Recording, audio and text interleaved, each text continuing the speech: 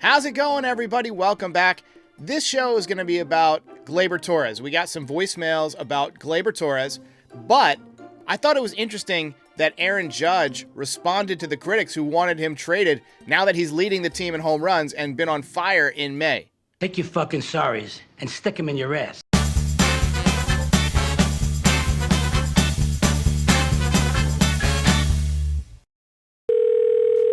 Hey, this is Dan from Raleigh. Two-part question for you, Derek. One, with the season that Gleyber Torres is having, do you think that actually it might help him stay with the Yankees long-term because he'll be more affordable? And the other question, what are some bullpen names the Yankees could be looking at to enhance that part of their team? Could they be calling somebody up like Beater from Scranton, or should they be looking at different trades? I'm going to answer your questions in reverse order because I want to get to Gleyber Torres because we've got a couple of Gleyber Torres voicemails. But as far as the bullpen goes, I've heard Michael Kopech's name out there. Obviously, Mason Miller is the big target, but the A's may not trade him. The Yankees tend to pick up relievers that nobody's heard of. I mean, who would have expected Clay Holmes a couple of years ago? Ian Hamilton. Luke Weaver has done a great job. So I think it's going to be somebody like that, somebody that we're not expecting that's kind of off the beaten path. Now, as far as Gleyber Torres goes, let me get to a couple of more voicemails, and then we'll just talk about Gleyber Torres at large. Gleyber Torres lately, I guess there's a lot of controversy. Trade him, don't play him, call up Caleb Durbin.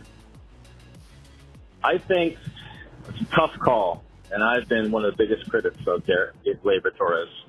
Every time that you see him do something great, he does something very stupid. It changes your mind. Hey, Erik, this is David Pies from Montreal. Hope you had a good weekend. The show always good, as always. I'm curious about your opinion regarding the following. I think Volpe is going to eventually become like the player the Yankees wanted Gleyber Torres to be. All right, let's start with Dan's comment. Will Gleyber Torres' slow start make him more affordable? I mean, probably, but I don't think the Yankees are going to sign him either way, no matter how affordable he is. We've seen them let players walk in the past, and I think it's going to happen again because I think that they have an influx of minor league talent, infield talent that's on the way, and they're just a couple of years away. Obviously, Roderick Arias was their top international signing a couple of years ago. They've got George Lombard. They just acquired Yorbit Vivas for Trey Sweeney this offseason. So they've got a lot of guys who are kind of working their way up through the system. And in the meantime, they've still got Oswald Peraza, who's working his way back from an injury. They've got Oswaldo Cabrera, who, though his overall numbers aren't amazing, he's shown a big improvement this season. They've got DJ LeMahieu, who I'm not convinced can play second base anymore, but wouldn't shock me if the Yankees tried him out there. Let's say if Gleyber Torres went down for a couple of weeks. I think that there's too many options to lock Gleyber Torres into a long-term contract. And one of the points that the second caller made, that Gleyber Torres, every time he does something great, he seems to back it up with a boneheaded play, a base running mistake, or an error, or whatever. I think that's another reason that you don't give this guy a big long-term contract. I think that the confidence in his mental game has dipped over the last couple of years. We've seen him make a lot of throws behind runners or, off balance or just plays that a veteran player should know not to make. We've seen him mess up on the bases a gazillion times. I don't care what the StatCast data says about his base running. The guy's not a good base runner. I mean, I'm confident that over the course of the full season, when those numbers settle in, he's going to settle in as a below-average base runner and probably a below-average defender, too. Now, his hitting style is unconventional.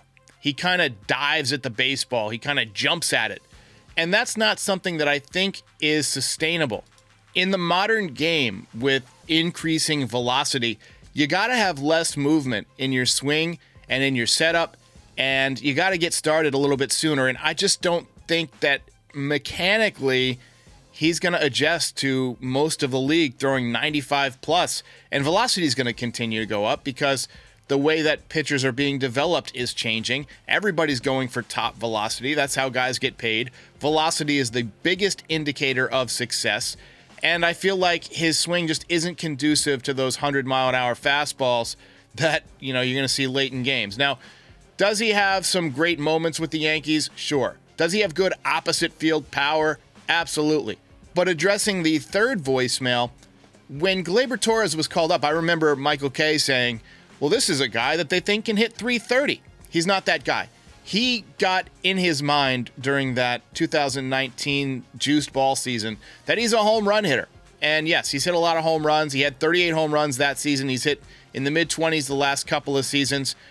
But what we really need is a guy who hits line drives and, plays a middle infielders type of game. A guy who is heads up, a good base runner, good defender, and hits for a decent average, gets on base.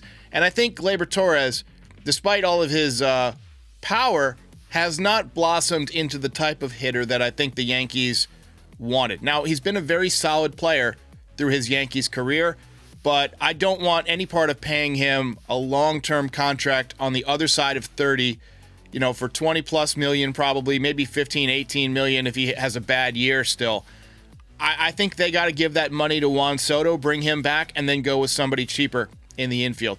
Whether that's bringing up Peraza and giving him a chance, or even giving Yorbit Vivas a chance. Yorbit Vivas hasn't played much this year, but I've liked what I've seen from him in spring training, and I just don't see a scenario where Gleyber Torres returns to the Yankees despite his many great moments over the years.